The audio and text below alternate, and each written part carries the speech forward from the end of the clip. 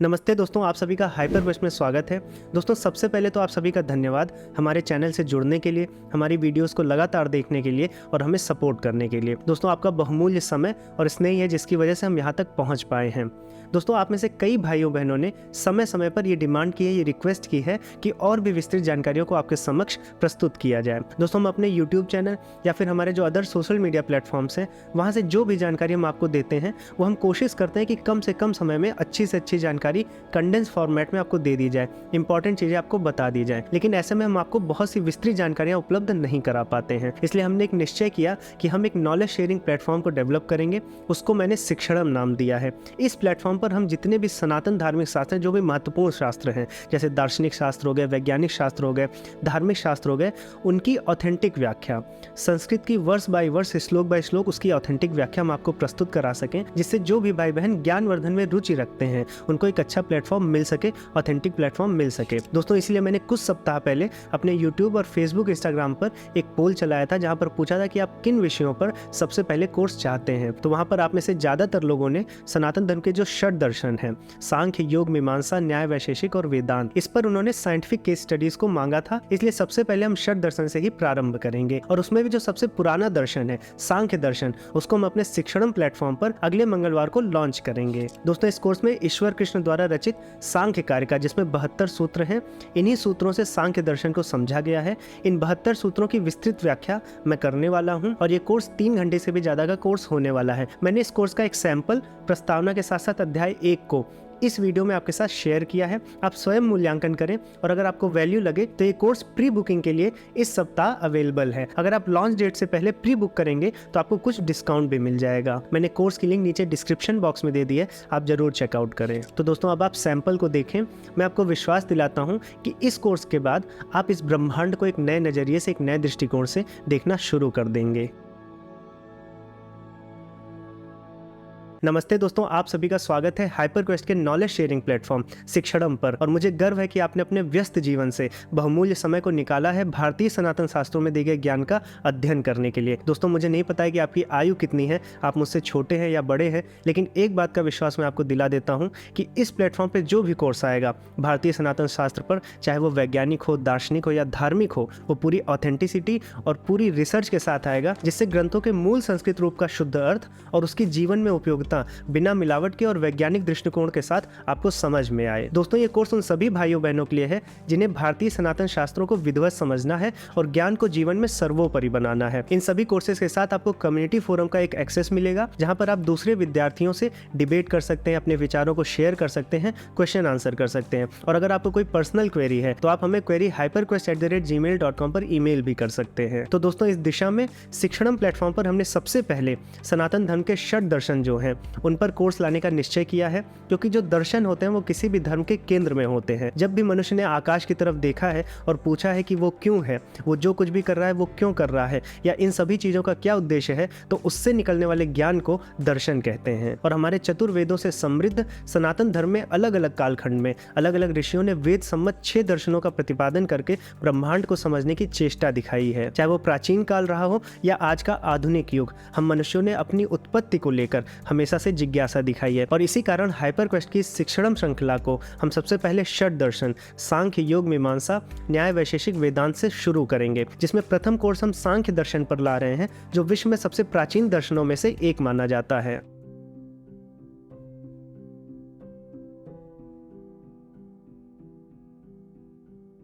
दोस्तों, इस संसार का छोटे से छोटा प्राणी हो या फिर बड़े से बड़ा, हर प्राणी जीवन की इच्छा के साथ साथ जीवन में सुख चाहता है। एक चींटी भी ऐसा कार्य नहीं करती जिससे उसे पीड़ा उठानी पड़े। अगर आपकी कार के सामने कुत्ता भी आ जाता है तो तुरंत छलांग मार के हट जाता है। गाय भले नहीं हटती, लेकिन गाय भी उस पीड़ा को नहीं चाहती है। तो इस संसार में जहाँ कदम कदम पर दुख है, हर एक प्राणी सुख चाहता है। और ये बात और भी पीड़ादायक हो जाती है जब सुख की परिभाषा क्या है ये किसी को ना पता हो। ऐसे में दार्शनिक पैदा होते हैं और वो चिंतन मनन करके सत्य अर्थों में सुख क्या है उसको खोजने निकलते हैं। आज से हजारों वर्षों पहले कपिल नाम के एक दार्शनिक हुए जिन्होंने अध्ययन किया, चिंतन किया और देखा कि जो सांसारिक सुख है वो शहद में मिले हुए एक जहर की तरह है, उसकी एक घूंट भी आपके जीवन को विस्मृत कर सकती है। कपिल मुनि जी ने जीवन और ब्रह्मांड की परतों को एक दूसरे से अलग किया और सांख्य दर्शन को प्रतिपादित किया। उन्होंने बताया कि प्रकृति और पुरुष ये जो दो तत्व हैं जब तक एक दूसरे से अलग नहीं हो जाएंगे तब तक हमें सत्य अर्थों में सुख नहीं मिल सकता है। उन्होंने आगे प्रकृति से निकलने वाले 23 तत्वों का और पुरुष की भूमिका का वर्णन करके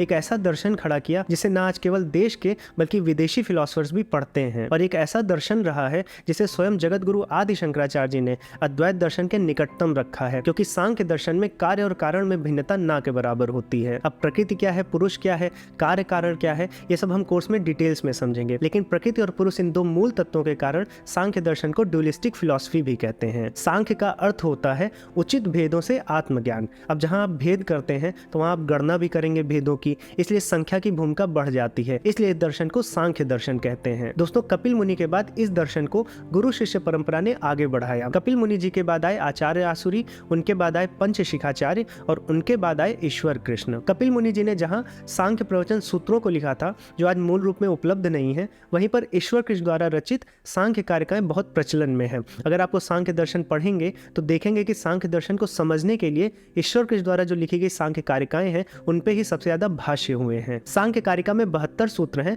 और हम इस कोर्स में इन 72 सूत्रों पर गहन अध्ययन करेंगे जिससे ब्रह्मांड के विभिन्न रहस्यों को सांख्य मत के अनुसार आपको समझने में आसानी हो। तो चलिए प्रारंभ करते हैं।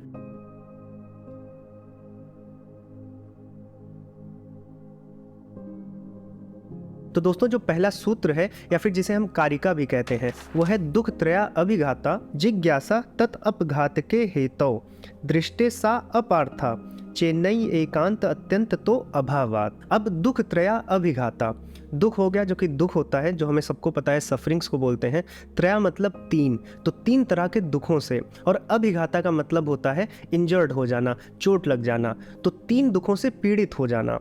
तो यहाँ तक का मतलब था कि दुख त्रया अभिघाता, तीन दुखों से पीड़ित हो जाना। अब जिज्ञासा, तो जिज्ञासा मतलब हो गया हम जिज्ञासा करते हैं, क्यूरियस हो जाते हैं, तो तीन दुखों से पीड़ित होकर हम क्यूरियस हो गए। किस बात के लिए क्यूरियस हो गए हैं? तत् अपघात के हेतु। तो अभी हमने अभिघाता पढ़ा था, अब आया है अपघात के। तो अभिघाता मतलब होता है चोट लगना, मतलब खुद को इंजरी दे देना।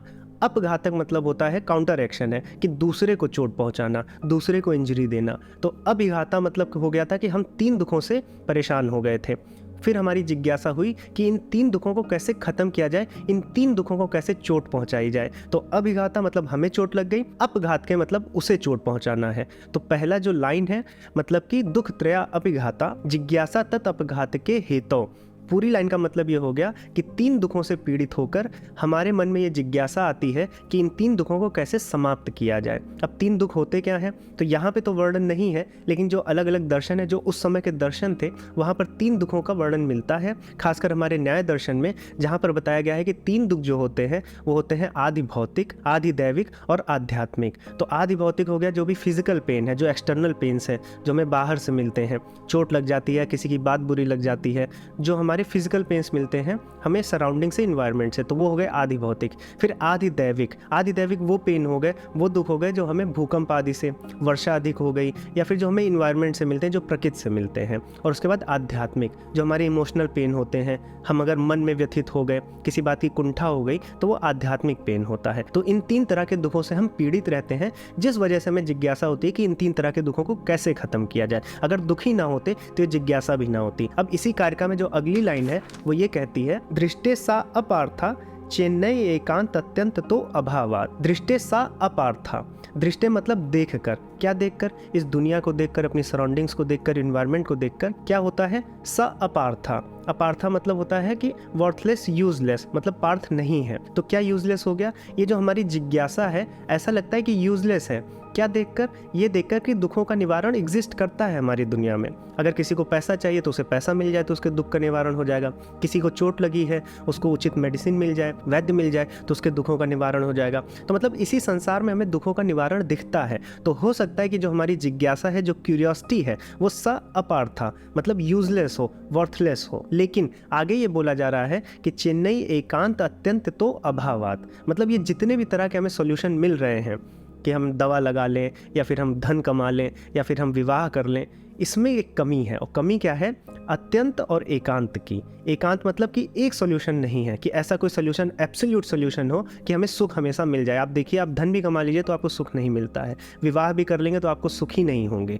तो इस तरह से इसमें एकांत का अभाव है और अत्यंत का अभाव है। अत्यंत मतलब हमेशा के लिए, सदैव, इटर्नल, हमें इटर्नली सुख मिल जाए ऐसा नहीं होता है। कुछ भी आप कर लीजिए इस जीवन में, इस संसार में, इस ब्रह्मांड में, आपको एक बार में सुख नहीं मिलेगा और हमेशा के लिए सुख नहीं मिलेगा। तो जितने भी हमें सॉल्यूशन दिख रहे हैं इस दुनिया में, उनमें अभाव है। किस चीज़ का अभाव है? उनमें अभाव है एकांत और अत्यंत का। और इसी में लगा हुआ है चेन्नई। चेन्नई मतलब चित्त न, मतलब जो चित्त है हमारा, जो चेतना है, जो हमारा मन है, आध्यात्म है, उसमें इस चीज़ का अभाव हमें देखने को मिलता है कि जो भी हम दुख के निवारण के साधन हमें दिख रहे हैं उनमें इसका अभाव है। तो ये पहली कारिका थी जहाँ से प्रेमाइस बनता है कि 3 दुखों के कारण हमें जो है एक जिज्ञासा हुई इन 3 दुखों को ख़त्म करने की। अब ये जिज्ञासा हमें यूजलेस लगती है क्योंकि दुख तो हम ख़त्म कर सकते हैं, लेकिन जो भी साधन है ख़त्म करने के, उनमें एकांत और अत्यंत का अभाव है। दोस्तों, अब इस सेक्शन की दूसरी कारिका है दृष्टवत आनुश्रविकः सही विशुद्धि क्षय अतिशय युक्तः तत् विपरीतः श्रेयान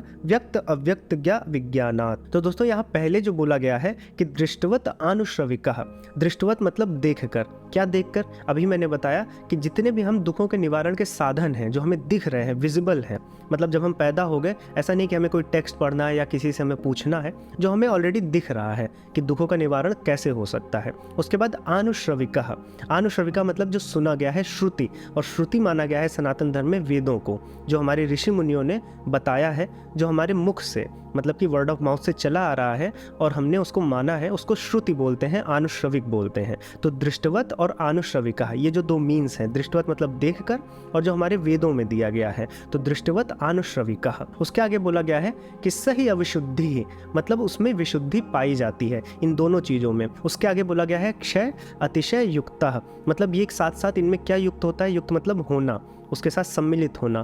क्षय और अतिशय, क्षय मतलब होता है डिके, मतलब डिके कर जाएगा। आप किसी भी प्रकार के सुख को बटोर लें, कितना भी बड़ा सुख हो, किसी भी प्रकार का सुख हो, वो एक समय के बाद ख़त्म हो जाएगा। आप धन कमा लें, आप महंगी से महंगी चीज़ ले लें, आप शादी कर लें या और भी चीज़ें हैं, वो एक तरह का जो सुख है वो ख़त्म हो जाता है, डिके कर जाता है। तो यहाँ पे क्षय का मतलब होता है ख़त्म हो जाना। उसके बाद अतिशय मतलब होता है अननेसेसरी। बहुत से ऐसे क्रियाकलाप हो सकते हैं जो आपको दिखते हो कि ये दुखों का निवारण करेंगे, लेकिन वो अननेसेसरी होते हैं, एक्सेस में होते हैं, इनफ नहीं होते हैं। तो पहली लाइन में यही बोला गया है कि दृष्टवत आनुश्रविकः सही अविशुद्धि क्षय अतिशय युक्तः। अब आगे बोला गया है कि तत् विपरीतः, मतलब इसके विपरीत। किसके विपरीत? यही जो हमने मीन्स देखे हैं, दृष्टवत और आनुश्रविका, जो हमने देखा है और उसके बाद जो हमने सुना है, वेदों से जो सुना है, ये जो मीन्स है इसके विपरीत श्रेयान, श्रेयान मतलब होता है बेटर, उससे बढ़िया। तो श्रेयान बोला गया है। कौन श्रेयान है, कौन बेटर है? व्यक्त अव्यक्त ज्ञा विज्ञानात्, मतलब 3 चीजों का विशिष्ट ज्ञान। किसका किसका? विज्ञानात् का मतलब होता है विशिष्ट ज्ञान। किन किन चीजों का? व्यक्त अव्यक्त ज्ञा, व्यक्त और अव्यक्त। व्यक्त मतलब जो मैनिफेस्ट हो गया हो, एक्सप्रेस हो गया हो। अव्यक्त जो मैनिफेस्ट ना हुआ हो, विजिबल ना हो। और ज्ञा, ज्ञा मतलब यहाँ पे लिया गया है जो सब कुछ जानता हो, जिसको हर चीज़ का ज्ञान हो, कॉग्नाइजर हो, हर चीज़ की उसको नॉलेज हो। यहाँ पर इसको कई भाष्यकारों ने आत्मा भी माना है। हम सांख्य में इसे पुरुष भी कह सकते हैं, वो हम आगे समझेंगे। अब दोस्तों, तीसरी कारिका है जो इस सेक्शन की मैंने लास्ट कारिका रखी है, क्योंकि इसके बाद दूसरा विषय शुरू हो जाएगा। वो तीसरी कारिका है मूल प्रकृति अविकृति महदाद्याः प्रकृति विकृति यह सप्त षोडशकः तु विकारो न प्रकृति न विकृति पुरुषः। अब इसमें सबसे पहले बोला गया है मूल प्रकृति अविकृति, मतलब पहला तत्व आपको बता दिया गया कि जो सांख्य दर्शन होने वाला है उसमें पहला तत्व माना गया है मूल प्रकृति को। और मूल प्रकृति कैसी है? अविकृति। अविकृति मतलब हो गया जो किसी का विकार नहीं है, मतलब किसी से पैदा नहीं होती है, ये होती है, एग्जिस्ट करती है, किसी से पैदा नहीं होती है। तो पहला तत्व है मूल प्रकृति। इसके बारे में डिटेल में आगे समझेंगे, अभी आप तत्वों के बारे में समझ लीजिए। उसके बाद बोला गया है महदाद्याः प्रकृति विकृति यह सप्त, मतलब महदाद्याः का मतलब हो गया कि महत, इसमें महत और आदि से ये बना हुआ है, महत धन आदि। तो आदि यहाँ पर ETC से ले सकते हैं कि और भी तत्व हैं। कितने तत्व हैं इसलिए आगे बताया गया है कि सप्त मतलब 7। तो महत आदि जो 7 तत्व हैं वो प्रकृति और विकृति दोनों हैं। दोनों का मतलब ये हो गया कि ये पैदा भी होते हैं और पैदा करते भी हैं। तो जो महत आदि हैं ये 7 तत्व हैं, आगे आपको बताए जाएंगे ये 7 कौन से, इसमें से केवल आपको महत बता दिया गया है। तो महत, और आपके लिए मैं बता देता हूँ आपकी अंडरस्टैंडिंग के लिए कि महत के अलावा इसमें अहंकार है और 5 तन्मात्राएं हैं। वो आपको आगे समझ में आएंगी। तो महत, अहंकार और 5 तन्मात्राएं, जो 7 तत्व हैं, ये प्रकृति और विकृति दोनों है। मतलब ये पैदा भी होती हैं और पैदा करती भी हैं, लेकिन मूल प्रकृति जो है वो केवल पैदा करती है इन 7 तत्वों को। उसके बाद बोला गया है षोडश कस्तु विकारो, मतलब षोडश का हतु, मतलब जो 16 है, षोडश बोला जाता है 16 को, उनको बोला गया है कि जो आगे आने वाले 16 तत्व हैं, जो इन 7 तत्वों से पैदा होते हैं, वो केवल विकार हैं, विकारों हैं।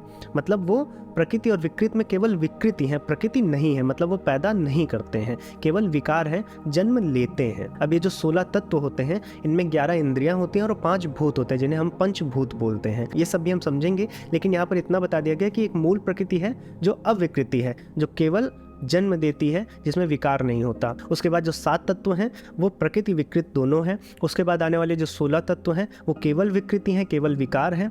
और उसके बाद बोला गया है कि इन सबसे विपरीत न प्रकृति ही न विकृति ही पुरुषः, मतलब इन सबसे विपरीत जो पुरुष है, जो सांख्य दर्शन में आत्मा को माना गया है, वो न विकृति है न प्रकृति है, न वो पैदा होता है और न पैदा करता है। तो इसमें 4 तरह का जो है आपको डिवीज़न मिल जाएगा तत्वों में। जितने भी तत्व हैं उनमें केवल पुरुष ही ऐसा है जो न पैदा होता है और न पैदा करता है। तो ये जो 3 कारिकाएं थीं, इससे प्रेमाइस सेट हो गया है हमारा। पहली कारिका में हमने देखा कि हमें जिज्ञासा क्यों हुई और किस प्रकार वो जिज्ञासा यूजलेस ना होकर बहुत ही इंपॉर्टेंट और महत्वपूर्ण जिज्ञासा है। दूसरी कारिका में हमने देखा कि जितने भी विजिबल मीन्स हैं या जो हमारे वेदों में है, वो जो है वो इनफ नहीं है। उसके लिए हमें मैनिफेस्ट, अनमैनिफेस्ट और कॉग्नाइजर यानी कि पुरुष को समझना पड़ेगा। और तीसरी कारिका में हमने देखा कि जो मैनिफेस्ट है, अनमैनिफेस्ट है और जो पुरुष हैं, ये किन तत्वों से बने हैं और इनके जो विभिन्न विभिन्न तत्व हैं उनकी प्रकृति क्या है। तो यहाँ पर पहला अध्याय समाप्त होता है।